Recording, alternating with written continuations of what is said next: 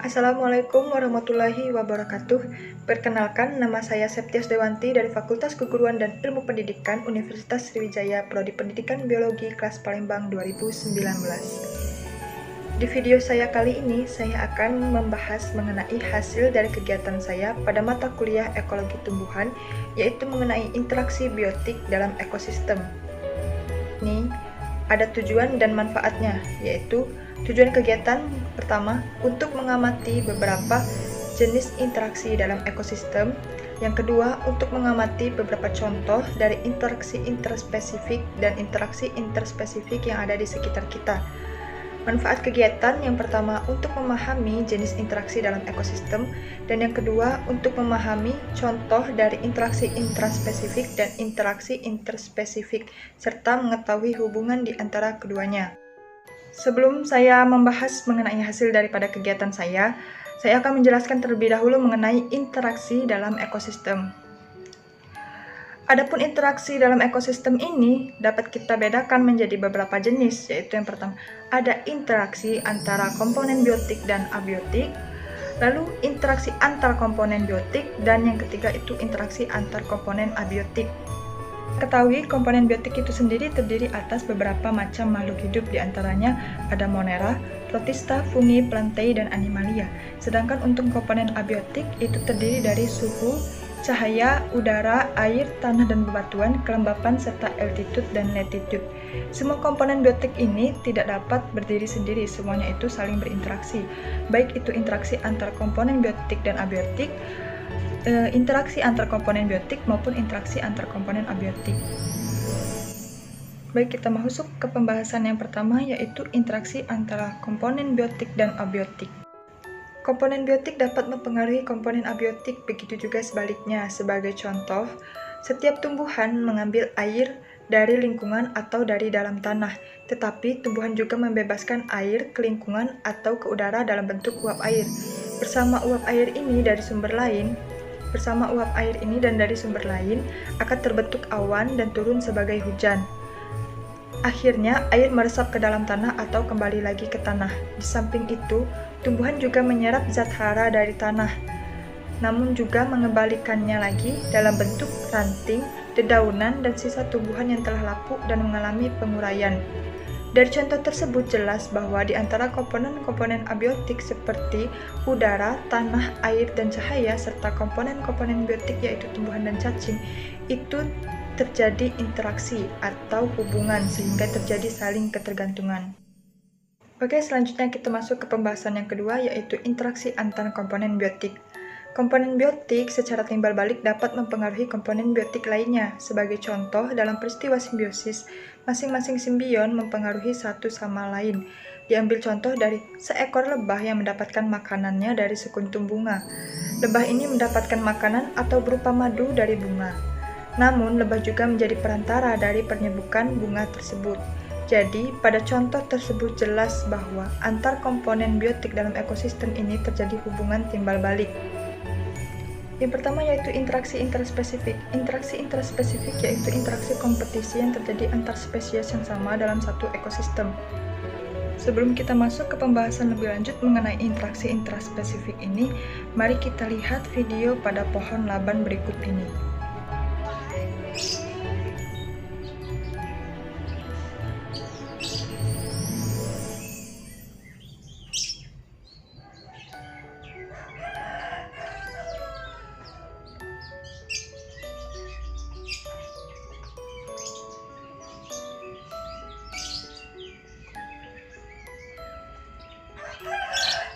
Kompetisi ini dapat didefinisikan sebagai salah satu bentuk interaksi antar jenis tumbuhan yang saling memperebutkan sumber daya alam yang terbatas pada lahan dan waktu yang sama, sehingga menimbulkan dampak negatif terhadap pertumbuhan dan hasil salah satu jenis tumbuhan atau lebih.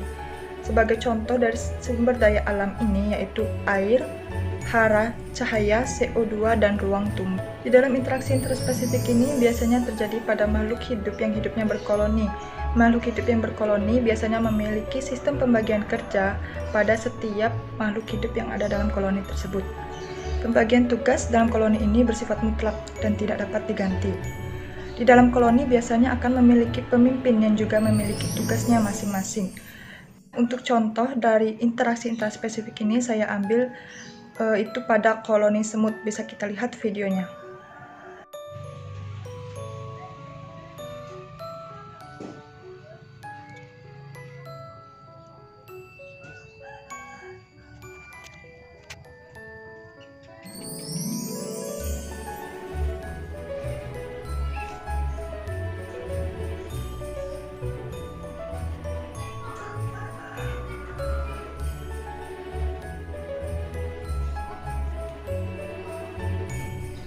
Yaitu tadi adalah contoh dari interaksi intraspesifik yang terjadi dalam koloni semut.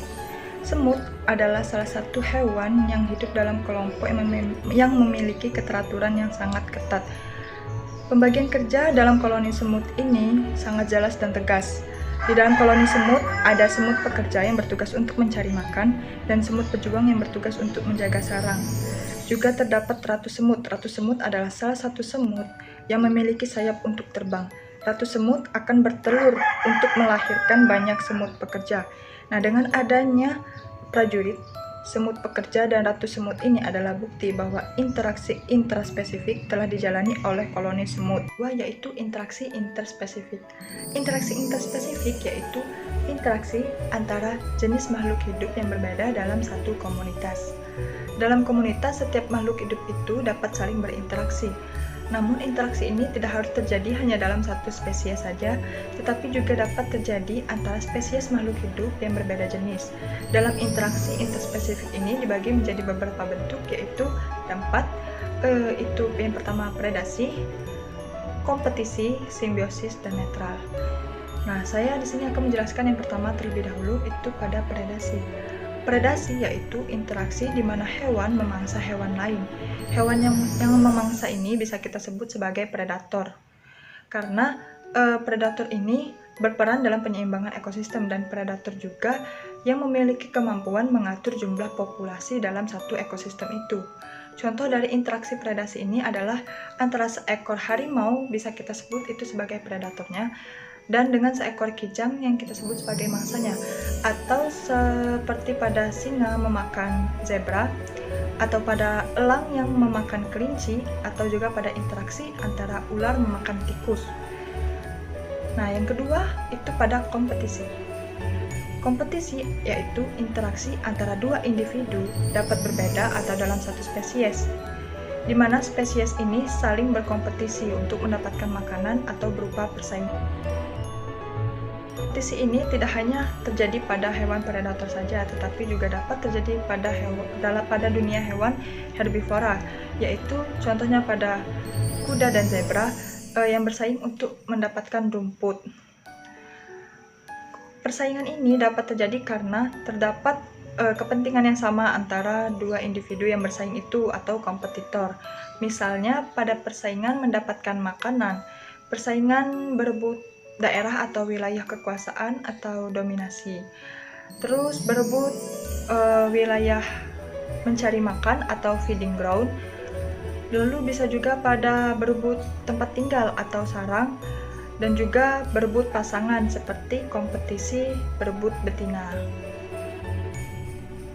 Oke, yang ketiga yaitu simbiosis. Simbiosis adalah kehidupan bersama antara dua makhluk hidup atau lebih yang berbeda spesies dalam hubungan yang erat. Simbiosis ini dibedakan lagi menjadi beberapa bentuk, yaitu yang pertama ada simbiosis mutualisme, yang kedua ada simbiosis komensalisme, dan yang ketiga ada simbiosis parasitisme. Yang pertama, simbiosis mutualisme. Simbiosis mutualisme ini adalah hubungan simbiotik yang saling menguntungkan. Nah, dari kegiatan saya ini, saya mengambil contoh untuk simbiosis mutualisme ini pada hubungan antara pohon matoa dengan lumut kerak. Bisa kita lihat pada video berikut ini.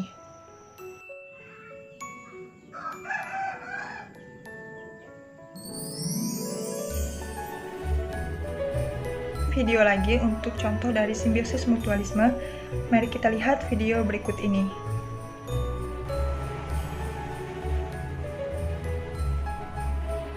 Video tadi itu menunjukkan di pohon sukun ini terdapat jamur pada lumut kerak yang berfungsi sebagai pelindung dan penyerap air serta mineral. Ganggang yang hidup di antara miselium jamur berfungsi menyediakan makan melalui fotosintesis. Lumut kerak adalah organisme hasil simbiosis mutualisme. Jamur pada lumut kerak tidak dapat hidup sendiri di alam. Yang kedua yaitu simbiosis komensalisme. Simbiosis komensalisme yaitu hubungan simbiotik yang menguntungkan salah satu pihak, tetapi pihak lain tidak dirugikan. Untuk contoh dari simbiosis komensalisme ini, saya mengambil contoh itu pada lumut dan sisik naga yang hidupnya itu menempel atau menumpang pada pohon rambutan. Bisa kita lihat pada foto berikut ini.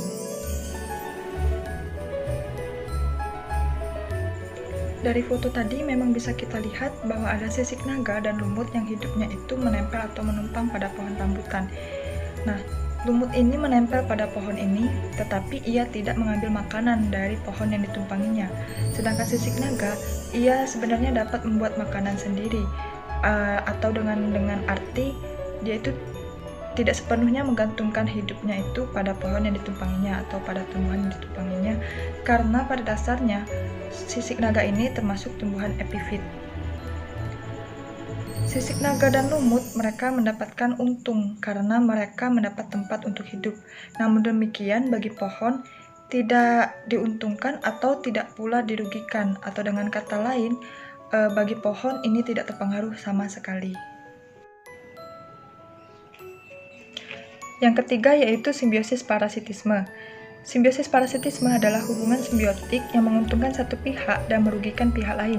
Contohnya seperti pada benalu dengan inangnya, cacing pita dengan inangnya, atau cacing hati dengan inangnya. Untuk simbiosis parasitisme, dari hasil kegiatan saya mengambil contoh itu pada hubungan antara nyamuk dengan manusia.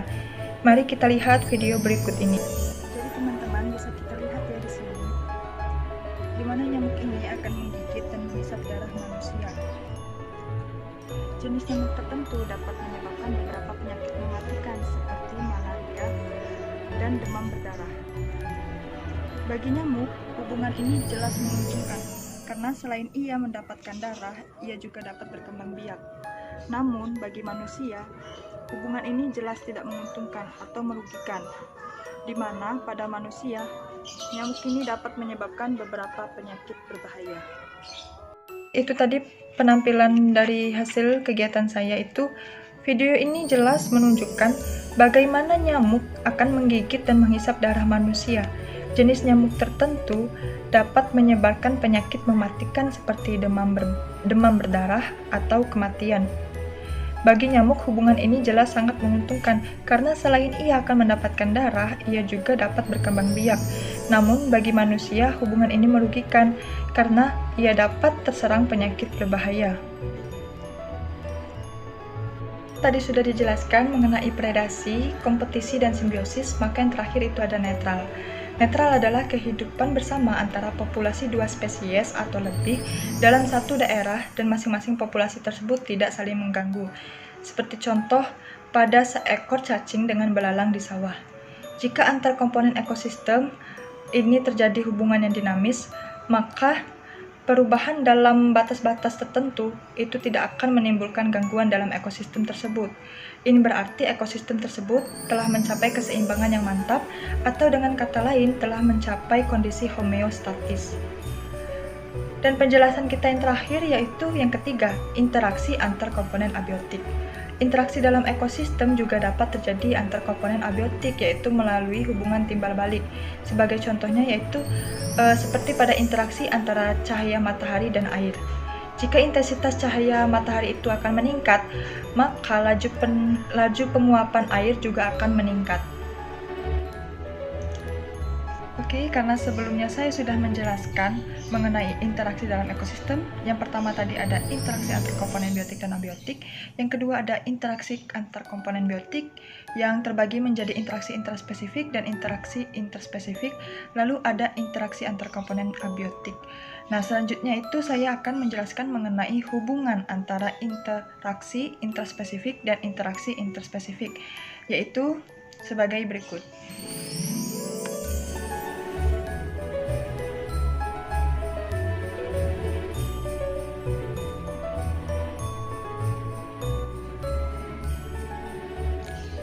Maka berakhir sudah video pembelajaran kita kali ini mengenai interaksi dalam ekosistem. Sebelumnya saya akan meminta maaf apabila dalam pembuatan video kali ini saya masih terdapat kekurangan dan kesalahan. Kepada Allah saya memohon ampun, dan semoga materi yang saya sampaikan dapat menjadi ilmu yang bermanfaat bagi kita semuanya. Amin. Wabillahi taufiq wal hidayah. Wassalamualaikum warahmatullahi wabarakatuh.